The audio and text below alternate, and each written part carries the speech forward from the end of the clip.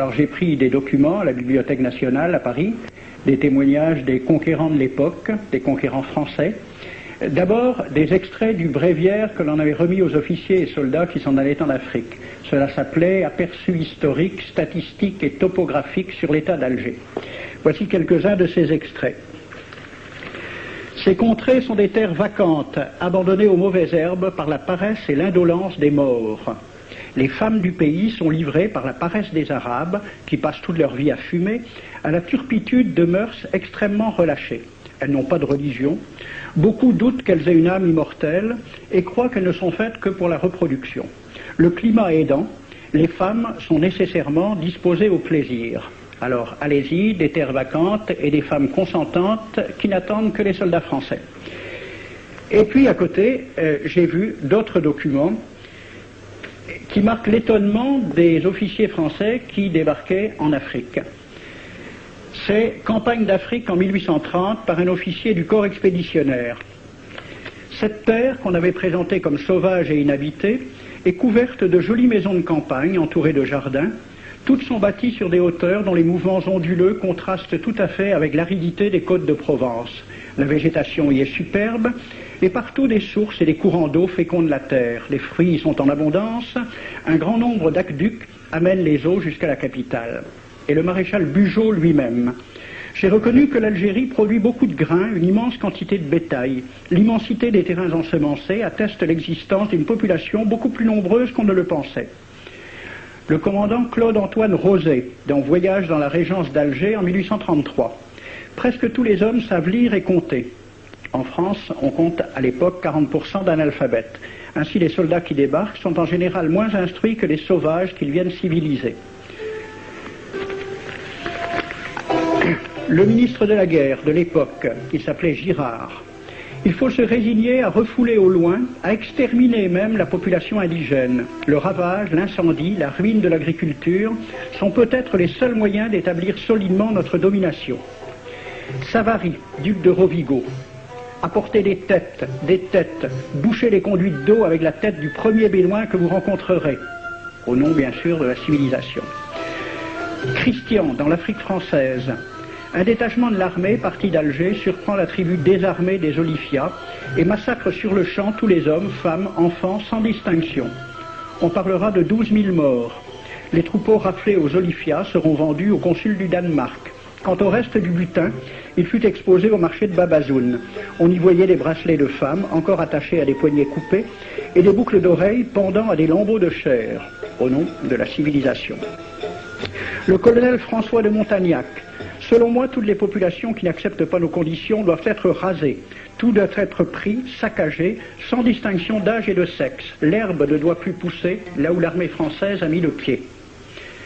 Saint-Arnaud, il était commandant et c'était aussi un mari très attentionné. Il écrit à sa femme « Chère Louise, je suis bivouaqué par une chaleur de 40 degrés au milieu de 20 villages superbes qui ne se sont jamais bien soumis. Je leur ai donné jusqu'à ce soir pour payer les impôts et les amendes que je leur inflige. S'ils ne s'exécutent pas, j'enverrai 3 colonnes brûler tout. » En juin 1845, la tribu des Ouled Riha, chassée de ses douars par les détachements incendiaires du colonel Pélissier, se réfugie dans des grottes de montagne. Ordre du maréchal Bugeaud.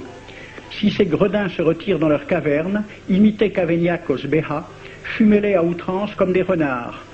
Voici le récit d'un témoin, français bien sûr. Voir au milieu de la nuit, à la faveur de la lune, un corps de troupes françaises occupé à entretenir un feu infernal. Entendre les sourds gémissements des hommes, des femmes, des enfants et des animaux, le craquement des rochers calcinés s'écroulant. Le matin, quand on chercha à dégager l'entrée des cavernes, gisaient des bœufs, des ânes, des moutons. Parmi les animaux, entassés sous eux, on trouvait des hommes, des femmes, des enfants. J'ai vu un homme mort, le genou à terre, la main crispée sur la corne d'un bœuf. Devant lui était une femme tenant son enfant dans ses bras.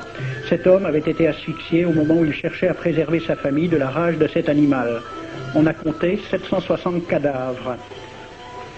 Le 8 mai 1845, Saint-Arnaud découvre 500 Algériens qui s'abritent dans une grotte entre Ténès et Mostaganem. Saint-Arnaud ordonne à ses soldats de les emmurer vivants. Il écrit « Je fais boucher hermétiquement toutes les issues et je fais un vaste cimetière. La terre couvrira à jamais les cadavres de ces fanatiques. » C'est à peu près ce qu'ont dit les Allemands en massacrant le village d'Oradour-sur-Glane. Montagnac, toujours lui, le colonel. Voilà comment il faut faire la guerre aux Arabes. Tuer tous les hommes jusqu'à l'âge de 15 ans. Prendre toutes les femmes et les enfants. Vous me demandez ce que nous faisons des femmes que nous prenons? On en garde quelques-unes comme otages. Les autres sont échangées contre des chevaux et le reste est vendu à l'enchère comme bête de somme. Toujours au nom de la civilisation.